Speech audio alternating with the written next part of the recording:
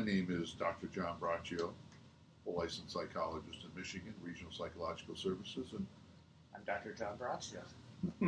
both of us from Regional Psychological Services. That's drjohnb.com if you'd like to get more information on our podcasts in terms of services that we offer here in East Lansing, Michigan. These are 10-minute podcasts dealing with very important psychological issues. We're trying to give you the core concepts and ideas in these topics in a brief period of time. The point is not to be giving you extensive, overwhelming information, but just key concepts. We're talking today about successful marriage. Marriage is arguably the most important decision you're going to make in your life, because from it you can determine income, education, children, future family, religious orientation. It can do so many things that it's really critical to try to find the right person. The thing that John and I have been amazed at is how often people will spend weeks, months, even a year deciding what car to buy, what house to buy. And then they can just meet somebody, fall in love, get married, and as you know, half of them fail. And the goal is to try to not have that happen. So these are basic concepts. We've both done a lot of marital work. For years, I also did work with the pre-Cana training for Catholics before they become married with the Diocese of Lansing, Michigan. But right now, let's talk about some key characteristics of the successful courtship leading to the successful marriage. First, we'll talk about religion. We'll talk about moral values. This is the place to start. It's really important that people believe similar things in terms of right and wrong. It's important that they have beliefs, that they can coincide with each other, that they can use if they have children, which is often the outgrowth of a marriage. So that would be a key area that there be this commonality. And John, I mean, is there anything you would add? Oh yeah, and what I found amazing is this is one of the topics that I see oftentimes doesn't come up for maybe even years, not until the kids start school, where it seems up front that there would be a very obvious thing to ask questions about during the courtship process. But so often you don't see this come out until afterwards, where now we're raising children. How are we going to raise them? How Catholic will they be? Or how, whatever the background of someone may be as opposed to someone else, that really can cause a lot of conflict later on in the marriage if it isn't dealt with immediately.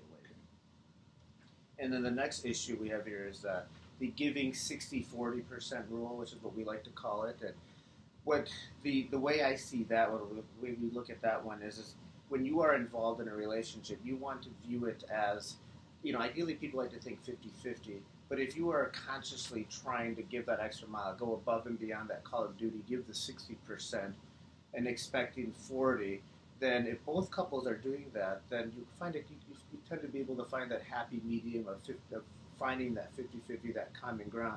So the main gist of that is just that you are giving everything that you can, and maybe even doing a little bit more, just to that's part of just trying to please the partner, and just making sure that we are getting to that 50-50 area.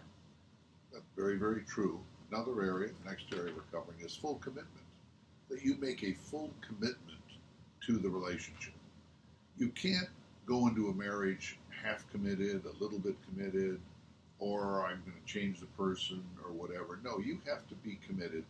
The goal has to be, we are going to become one, and we are going to make a marriage. We're going to have it succeed. We're going to be looking at issues before we get married that could cause problems, and then we move forward with the idea, for better or worse, for a lifetime. That is a successful way to enter a marriage. If you enter under another set of conditions, okay, well, that you can do that. But what we're talking about is a long-term life commitment. Yeah, and I think just one more point on that is I think a lot of times people right now are just kind of looking at it as another relationship where, the key thing with this is that you are looking at it as a forever thing, which leads to the next one is not needing the marriage to find the full happiness. And that's another one too. You'd be surprised how many times people think to themselves, well, if I was only married and then I would be happy. And I don't think you want to be going into a marriage looking for that one thing to make you happy. You want it to be one of those things that as a supplement to making happen. But and this goes back to just making sure that you're happy with yourself, that you're in a situation where you are ready to do this, but it isn't something that is the only thing that you're lacking as far as needing the total happiness. I don't know if you want to add anything. Well, we've certainly seen that to be the case when people aren't happy with themselves or have issues with themselves.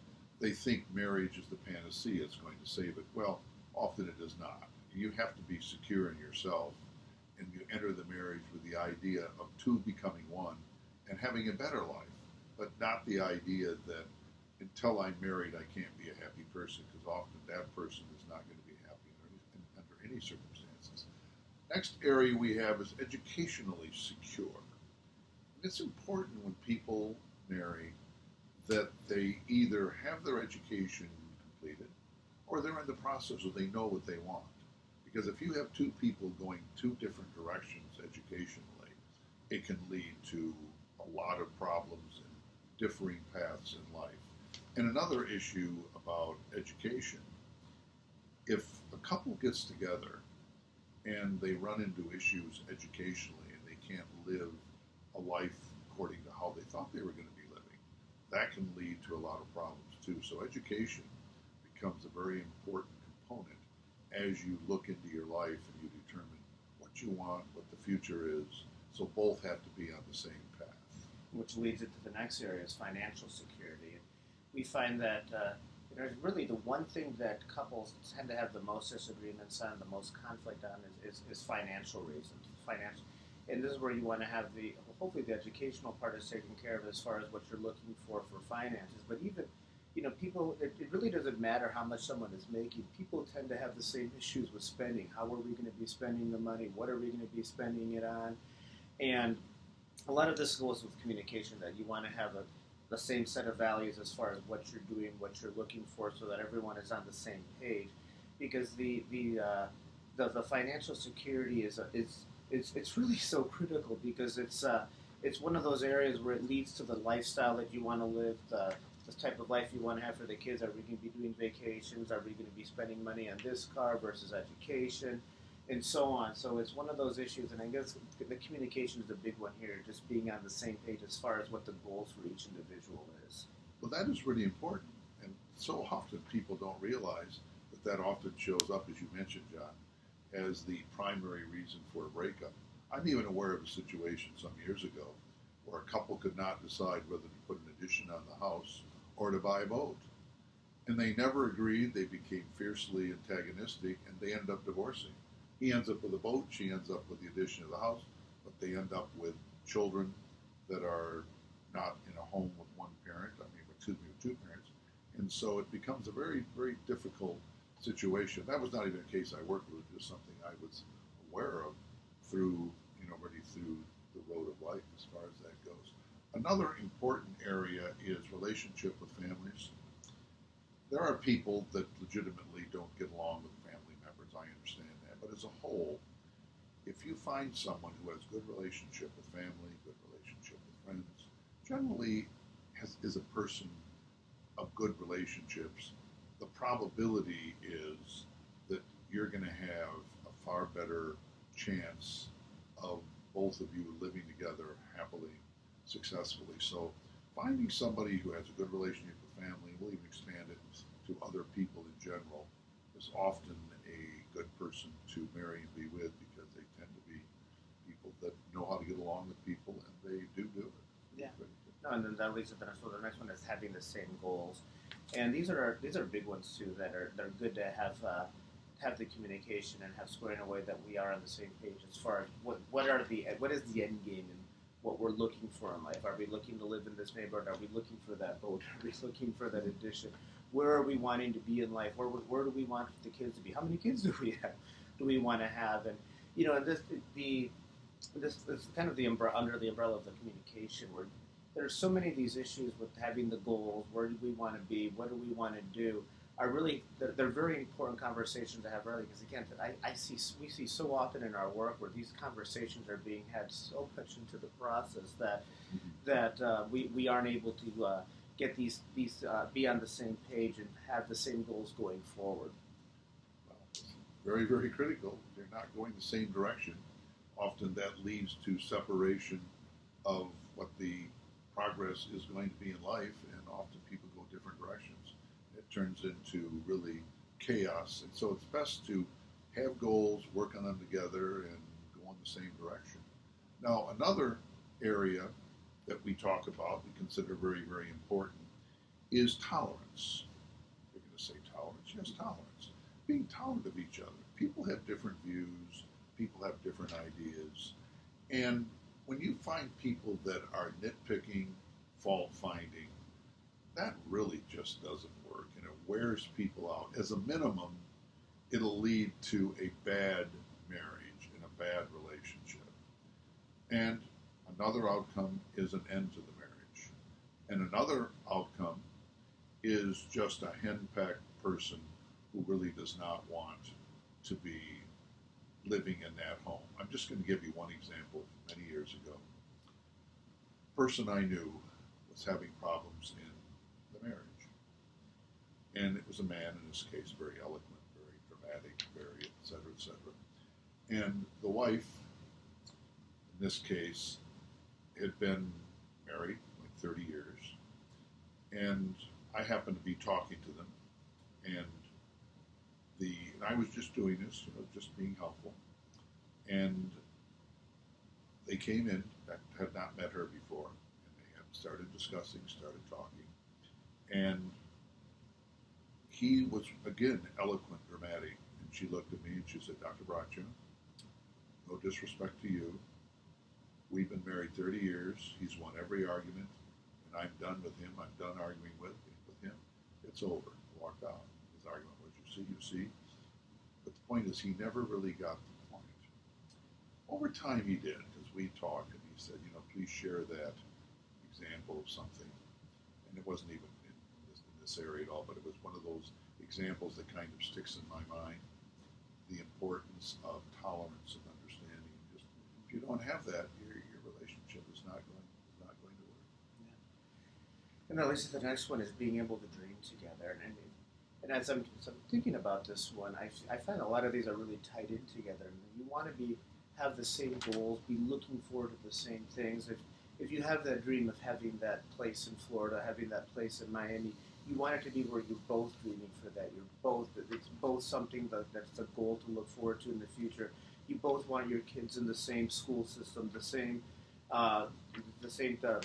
moral fabric, and so that we're on the same page with all of these issues, so that we aren't in this position where we have two different dreams being set up. Because some individuality is fine, but if we want the big ones to be on the same page, that we're on the same track and we're looking forward to the same things going forward. Very true. Another point is each person trying to help the other person's individuality. Marriage is obviously a couple moving forward in life. But it's also critical that they can respect the other person. If the other person wants a hobby, would like to take up a different training, do things, that does not totally diminish from the goals in terms of living together. It's important that we not discourage the person. We encourage them. Yes, do that, develop. Because the more developed a person is, the happier they are. And the more successful the marriage can be. Because you're going to find successful marriages, people are learning things, doing things, and they're just kind of exciting each other with the development that each does. So that's something we really have to work on to have a successful marriage. Yeah, I'm going to football games. Maybe not everyone has the same interest in that. Of course. You didn't bow your head when you said football games. And then leads to the next one with honesty, being honest about I really like my football. And I think being honest with what you're looking for,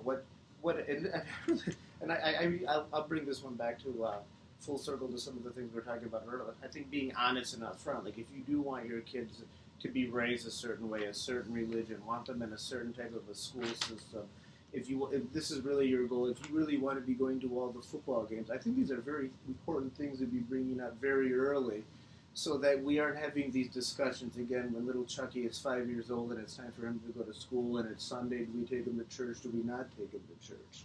Well, listen, you mentioned the football game, but it is important to work these things out. Another critical area, and oddly not as important as, say, communication and finances, it's sexual attraction and levels of intimacy. This is really important. People have to work out with themselves what type of intimacy are they going to have? What level is it going to be? If not, people have a lot of conflicts, a lot of disagreement.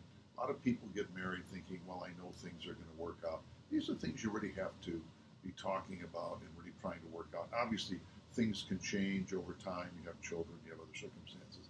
But if you don't keep the love in the marriage, you don't keep the intimacy there, then it's going to be a breakdown in overall communication, which is critical. So I don't want to overstate it, but I certainly don't want to understate it either. It's something that really has to be worked on, because I've worked with couples over the years that started off very warm, very passionate, very caring. For one reason, one will kind of lose the interest, and then the other's frustrated, and then they get into arguments. And a lot of bad comes out of that. So that's something you have to be working on among all these other things that have to be worked on. But it is one of sensitivity. It's one of those things that can lead to a lot of hurt, frustration, anger, and other emotions that you really don't want to put into a stew. So it is something you have to talk about from beginning onward. Yeah, no, and then just to piggyback on that point too, this is where I think the communication is so critical, so important, because you mentioned something where, and I hear this all the time, well, I just thought it would work itself out over time, and a lot of times that usually doesn't happen. You want to be able to communicate and work things through.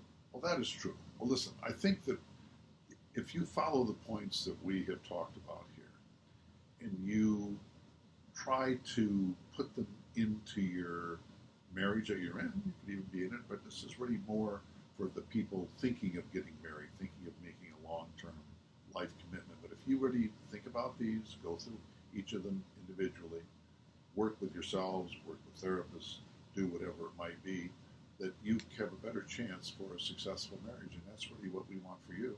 We've been married, we have a couple more years than young John here, like 40 more, but anyway. So best of luck. And again, we're both Dr. John Braccios. It's Braccio. We're full licensed psychologists in the state of Michigan. We're regional psychological services in East Lansing.